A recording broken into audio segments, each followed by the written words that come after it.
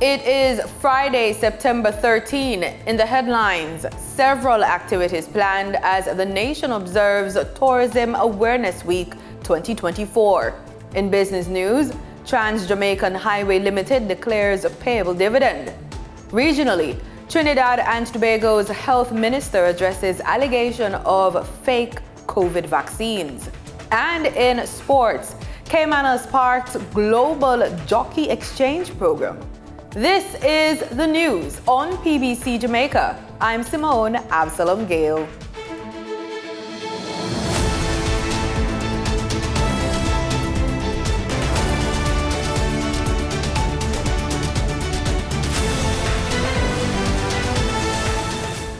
Tourism and peace. Out of many, one love. That is the theme this year as Jamaica observes Tourism Awareness Week 2024 from September 22 to September 28. Tourism Minister Edmund Bartlett says the theme will guide activities for the week, which aims to raise awareness on the industry's vital role as a bridge between nations and cultures. He shared the details during a recent JIS think tank. The tourism minister says the week will begin with a church service on Sunday, September 22 at the Family Church on the Rock in Montego Bay. On Monday, September 23, there will be a public unveiling of a mural inspired by the theme for the week.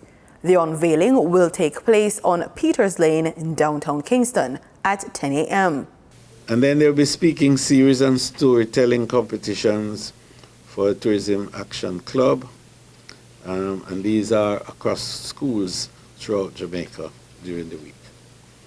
Then there will be a youth forum on Wednesday, September 25th at the Montego Bay Convention Center, starting at 9 a.m. The week will also feature a culinary event titled Savor Jamaica on Thursday, September 26th in Falmouth, Trelawney, beginning at 3 p.m. It's all about the statement that Jamaica makes in terms of its culinary experiences. And of course, the Artisan Village in Falmouth will feature also in this. And it is good.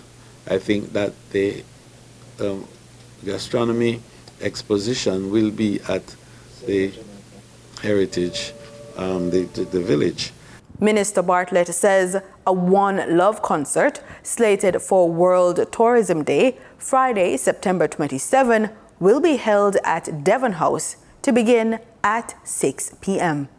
An exciting array of activities that will help to strengthen the concept of peace and love, which is so important now. But it will also do something else. It will identify tourism as an agent of this peace and love. And this is what we have for long wanted the culture, the world to appreciate. That tourism is not just a commercial activity that brings foreign exchange into a destination, but it is an agent of peace and love. The American Friends of Jamaica, AFJ, has joined forces with the NCB Foundation to amplify donations to support Hurricane Beryl relief efforts through a matched fund. The group has also joined hands with Bread's Treasure Beach Foundation, which is addressing re-roofing of homes and restoration of livelihood of farmers, fisherfolk, and small businesses in the greater Treasure Beach area. We have more in this report. Over $120 million was handed over last week to support Hurricane Beryl relief efforts in St. Elizabeth, the parish that withstood the hardest impact of Hurricane Beryl on July 3. A volunteer from Bread's Treasure Beach Foundation explained that they started working to help with restoration right after the storm. Our very first call was to AFJ, who without hesitation immediately partnered with Bread's to help channel donations and raise awareness of the devastation to the donors across the world. Our initial goal and significant milestone of US $150,000 was quickly reached and generously matched by the NCB Foundation. This enabled us to purchase lumber and steel at discounted rates from companies including Tankwell and Hardware and Lumber to start the rebuilding process. She says after the initial relief response, they had a goal of re-roofing 500 homes. 8 weeks ago, we had the ambitious dream. We sought to build 500 roofs to those in need because of the devastation of Hurricane Beryl. I'm pleased to report that we have now reached over 400 homes and counting. Ms. Hensel says there is still much to do, especially in the aid of fisherfolk and back-to-school efforts. Executive Director of Food for the Poor, Kivette Silvera, says her team is committed to continuing their partnership with the NCB Foundation and other stakeholders. But we need a lot more. And I will pull that plug in to say for many other persons who are out there, and we know we continue to fundraise because, again, with UNICEF, we are able to maybe make that difference. But the more you go out there, the more you see the need and the greater the impact that we can make. But together, we have our pledge that your donation will not just be a donation, as our Madam MC said earlier, but it will truly help us to make a positive impact in the lives of those who we serve. with the delivery of resources funded by this donation, the goal is to restore livelihood and enhance the resilience of these communities for future disasters. In May this year, Prime Minister Andrew Holness announced that the government would launch an intensive campaign aimed at improving driver behavior and strengthening the enforcement of traffic regulations. In relation to the issue, Vice Chairman of the National Road Safety Council, NRSC, Dr. Lucian Jones, says he has submitted a proposal to Cabinet on the subject and is awaiting approval of a Cabinet submission to secure funding for a long-promised public education campaign. In May this year, we had a meeting with the Prime Minister. Prime Minister was aware of the challenges that we face as a council on the roads. And among other things, he entertained a discussion about the allocation of fines from tickets to fund a high-level, sustained public education campaign. A cabinet paper was produced and submitted to Cabinet. But my understanding is that one Ministry of Finance, raised an objection to it. And so we have not got the money as yet. My further understanding is that this is back with the Prime Minister for him to make a decision. So therefore we await further and better particulars on this issue. It's not a small issue because not many levers we can pull in respect of trying to reduce the number of persons who are dying on our roads. 425 people died last year. We don't want to go back there.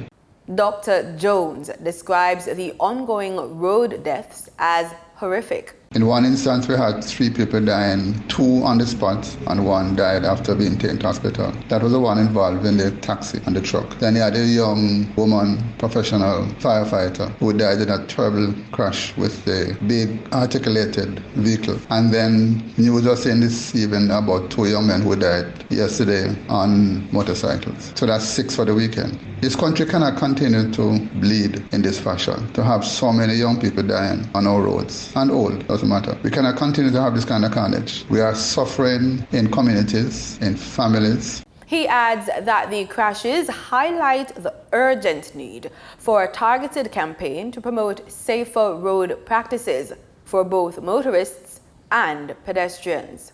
In May this year, we had a meeting with the Prime Minister. Prime Minister was aware of the challenges that we face as a council on the roads. And among other things, he entertained a discussion about the allocation of fines from tickets to fund a high-level, sustained public education campaign. A cabinet paper was produced and submitted to Cabinet. But my understanding is that one Ministry of Finance, raised an objection to it. And so we have not got the money as yet. My further understanding is that this is back with the Prime Minister for him to make a decision. So therefore we await further and better particulars on this issue. It's not a small issue because not many levers we can pull in respect of trying to reduce the number of persons who are dying on our roads. 425 people died last year. We don't want to go back there. The aim of the campaign is to deliver messages intended to help reduce road crashes and fatalities. The Health and Wellness Ministry is focusing on promoting healthy, active, productive aging. Chief Medical Officer in the Ministry of Health and Wellness, Dr. Jacqueline Bessessa McKenzie, says the ministry aims to give senior citizens the best opportunity to continue contributing to the social and economic well-being of the country after 60 years old. She was speaking at the recent launch of Senior Citizens Month. The ministry is therefore taking some steps towards transforming healthcare delivery to meet the demands of our aging population, to give them the best opportunity for their continued contribution to the social and economic well-being of the country after 60 years. The ministry is introducing the life stage approach to health promotion and prevention this year, where targeted healthcare messages are delivered at the doctor's visit appropriate to the life stage. She notes that older people are among the most vulnerable in any population, and for this reason, countries must begin to take a keen look at how their structures will be adapted across sectors to give attention to older people. Local data show that some 12% of the population are older than 60 years, and the proportion of people in that age group is projected to increase to 16.8% by 2025. This is roughly about 400,000 persons and expected to grow. With this expected increase in aging will come the need for greater access to services, including health and social care for older persons. It will also place the demand for primary health care and require a well-trained workforce that is sensitive to the needs of older persons. She explains that targeted messages include conversations about oral health, managing frailty, nutrition changes, and managing depression and feelings of anxiety. Time now for the business report with Denise Williams.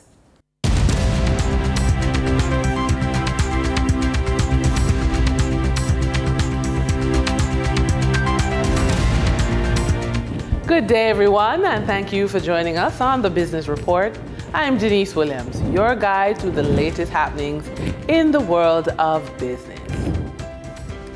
Trans-Jamaican Highway Limited has declared a dividend of 9.5 Jamaican cents per share payable on October 24, 2024 to shareholders on record as at October 2, 2024. The ex-dividend date is October 2, 2024.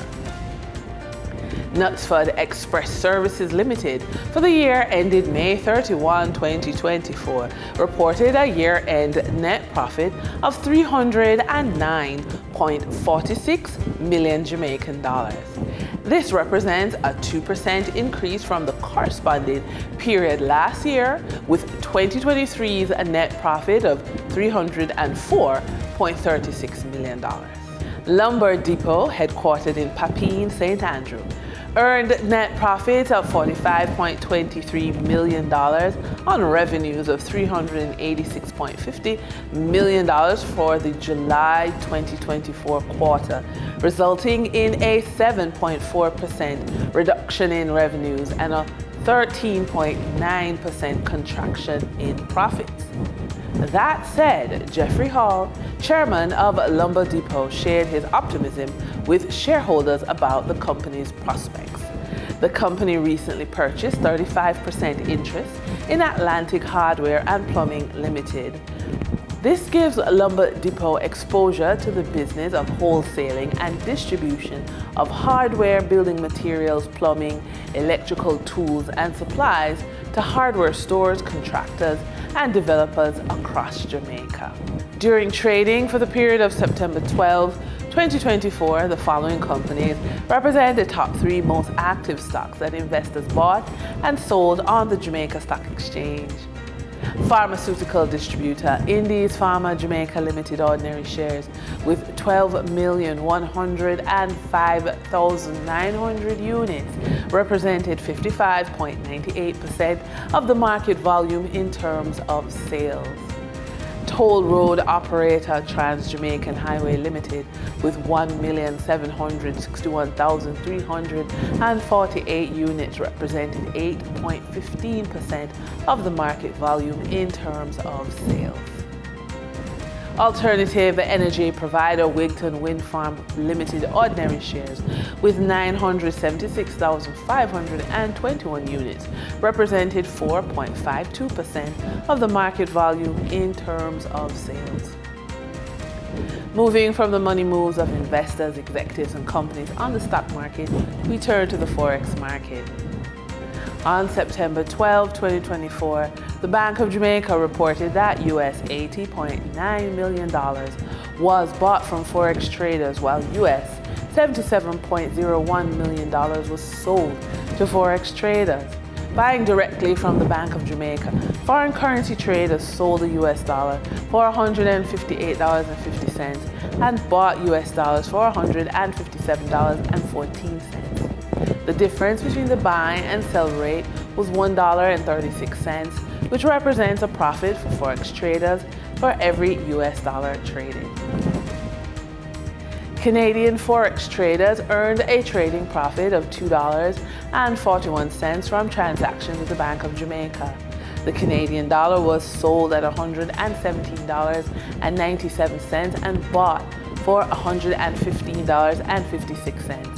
For traders looking at the British pound, they pocketed a profit of $2.35, selling it for $207.10 and buying it for $204.75. For the credit report tip of the day, turning 50 often brings a focus on securing your financial future. If you're behind, your credit is an effective way to catch up. So consider these two strategies. Bundle financial products. Work with your bank to bundle products like auto loans, mortgages for better interest rates, which can save you money and free up funds for retirement planning. Collaborate with a financial planner.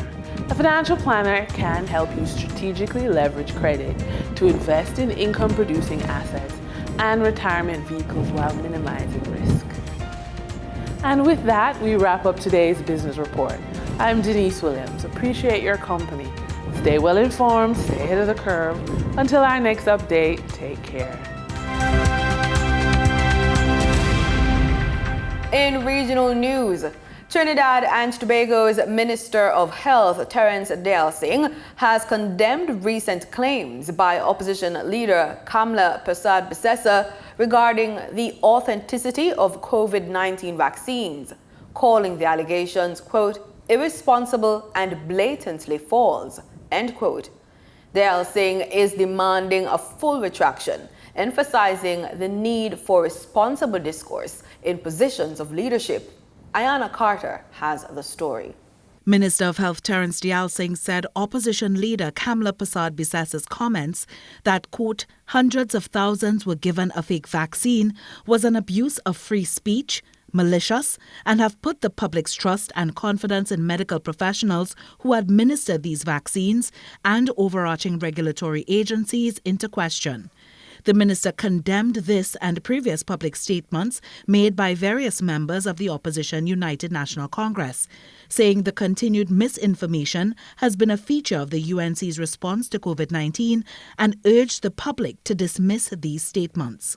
4 brands of COVID-19 vaccines approved by the World Health Organization were offered to the public: Sinopharm, AstraZeneca, Pfizer and Johnson & Johnson, and follows this country's policy to only use WHO-approved vaccines. 1,554,804 doses of the COVID-19 vaccine were administered. Ayana Carter, TTT News.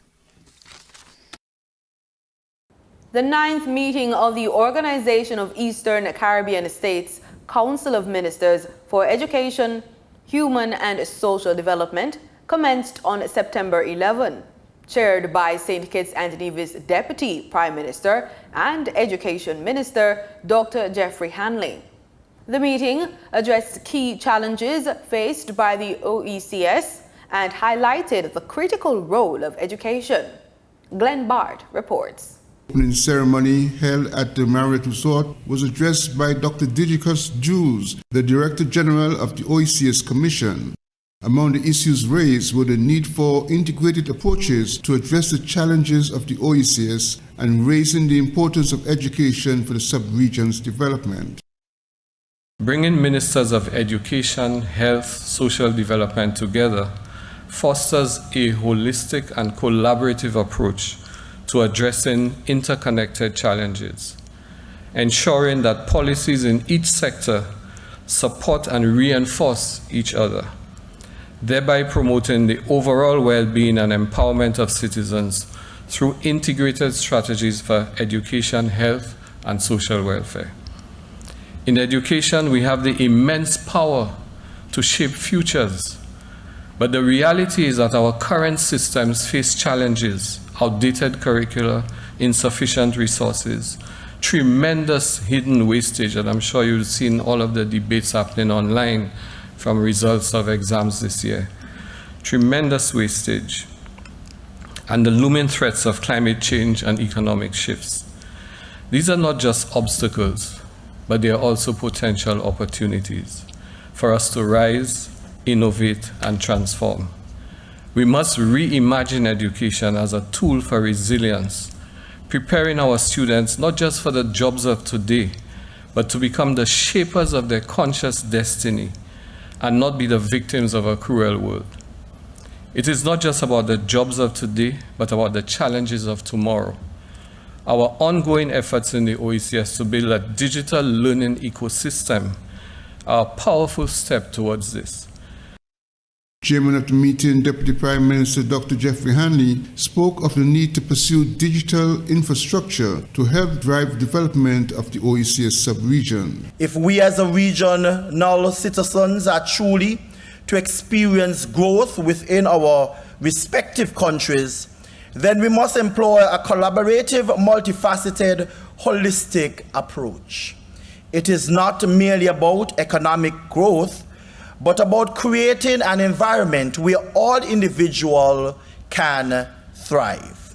Sustainability in this context means ensuring that our development strategies are inclusive, equitable, and environmentally sound. As a region, we must diversify our economies to reduce dependency on a single sector.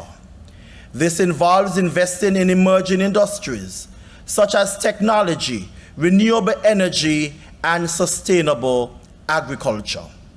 Infrastructure development is also a vital part of regional development. If we are to capitalize on the numerous emerging markets, then our digital infrastructure must be developed to support our growing digital economy. Do not get me wrong. Building the physical infrastructure like roads is very important. However, as equally important is our digital infrastructure. This medium is critical to the growth of our small and medium enterprises, which are the backbone of our economies. Providing them with access to finance, markets, and technology can spur innovation and job creation. The 9th OECS Council of Ministers meeting seeks to make significant progress on several challenging issues by examining potential solutions from an integrated standpoint. Glenn Bart reporting for SK Newsline. Grenada has announced plans to prioritize construction of more resilient infrastructure, emphasizing the need to better withstand natural hazards of any magnitude. More in this report. The time has come for rebuilding more resilient infrastructure to withstand disasters of any strength. In that vein, government engineers and local contractors are presently engaged in a one-week workshop intended to make them better equipped to rebuild following a disaster. The session is organized by the Ministry of National Security, Planning and Development Authority, and the Caribbean Disaster Emergency Management Agency, CDEMA. The workshop forms part of an early recovery capacity building initiative designed to rebuild resilient infrastructure through effective practices. The Planning and Development Authority will be tasked to monitor the projects to ensure compliance and implementation of the right methods. Nicole Gelilo is a member of the Planning and Development Authority Board. The code is suitable for the design of all buildings to expedite the reconstruction after PDA may not necessarily be able to enforce its use for small, single-family domestic accommodation. However, homeowners are encouraged to use the OECS building guidelines published in 2018. These OECS building guidelines should be also listed in the regulation. This will assist homeowners in ensuring compliance when post-construction enforcement occurs. As a guide, during the reconstructive period, all new buildings and all buildings where there are repairs to damage of more than 25% of the pre-burial buildings should be subject to formal building control. Permanent Secretary in the Ministry of National Security, Colin McQuilkin, said the workshop is quite necessary at this time based on the revelation of a recently conducted needs assessment.